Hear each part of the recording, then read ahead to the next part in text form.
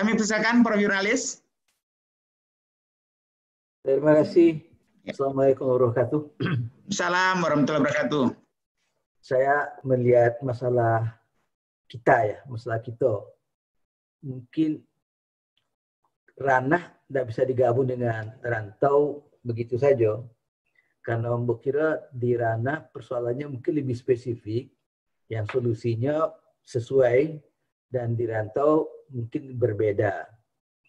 Oleh karena itu memang kalau secara umum kita bicara mungkin oke lah. Oleh karena apa? Kita datang kini dengan situasi yang sangat luar biasa. Pertama, kita digoncangkan dengan industri 4.0 yang kita belum sempat memahami dengan baik. Tiba-tiba muncul pula ide yang namakan kampus merdeka dan belajar merdeka. Nah, di mana dikatakan setiap program studi akan ada nanti 3 semester di luar program yang sudah ada. 1 semester mungkin di prodi yang berbeda, di perguruan tinggi yang sama. Tapi yang 2 semester lain itu di luar. Dan di luar itu bisa berupa magang, pekerjaan, bisa berupa bermacam-macam kegiatan. Dan di situ dibutuhkan 1 orang dosen yang akan memandu mahasiswa tadi itu. Anda bayangkan kalau dari 5 juta mahasiswa di perguruan tinggi swasta, itu ada 1 juta saja yang memerlukan itu. Bagaimana menempatkannya itu di dalam situasi yang makin lama tidak begitu bagus. Nah, dan yang tadi Anda sangat khawatir bukan hanya mahasiswa yang susah bayar uang kuliah, tapi perguruan tinggi banyak yang sudah kolaps karena mahasiswa tidak bayar. Dan kalau kita lihat dari 4.669 perguruan tinggi swasta di Indonesia, 2.527 itu adalah sekolah tinggi terbanyak di perguruan tinggi, dan 1.052 itu di akademi. Mungkin separuhnya barangkali tidak bisa hidup. Jadi mahasiswanya bermasalah, perguruan tingginya pun bermasalah.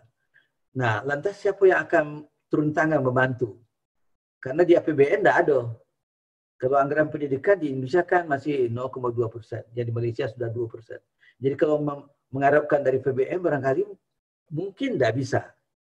Tidak ada.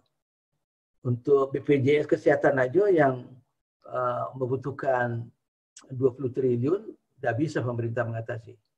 Nah, jadi melihat masalah pendidikan yang akan jadi tulang punggung untuk masa depan bangsa, banyak masalah-masalah kini yang tidak bisa diselesaikan. Nah, jadi sebelum kampus merdeka dapat dijalankan dengan COVID-19 ini bertambah susah keadaannya. Kapan berhentinya pun tidak ada yang tahu. Walaupun perintah mengatakan kalau dapat bulan Mei ini. Tapi berdasarkan perkembangan, Ambo yakin sampai akhir tahun akan masih ada. Dan kalau berkembang sampai akhir tahun, itu dampaknya sangat luar biasa pada kita semua. Ambo tidak bisa bayangkan. Mungkin kau memerlukan kajian khusus dan diskusi khusus untuk itu.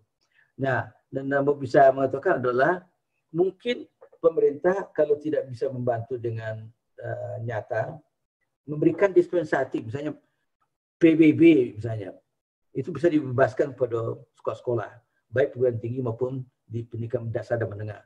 Nah, itu saja mungkin adalah banyak. Nah, kemudian PPN misalnya, kalau kita beli barang setiap PPN mesti dibagi 10%. Kalau itu tidak ditarik, mungkin jadi akan banyak sekali membantu. Dan pajak yang lain adalah pajak 23, pajak badan, dan pajak 25. Mungkin pendidikan-pendidikan yang kini membagi banyak soal itu bisa terbantu. Jadi yang saya pikirkan gini adalah bahwa kita bisa menghidupi dalam COVID yang tidak jelas kapan akan berhenti. Jadi gagasan-gagasan untuk membantu perguruan tinggi itu sangat luar biasa, dan bagaimana mengatasinya sudah tahu. Jadi mungkin barangkali kita akan melihat dalam sebulan 2 bulan ke depan banyak nanti akan sekolah akan tutup, dan dari sekian banyak barangkali mahasiswa pun akan jadi terbengkalai. Tidak tahu bisa membayangkan bagaimana mengatasinya. Mungkin Abang menyampaikan masalah aja dulu, solusinya tahu. Baik, Prof. Jurnalis, terima kasih.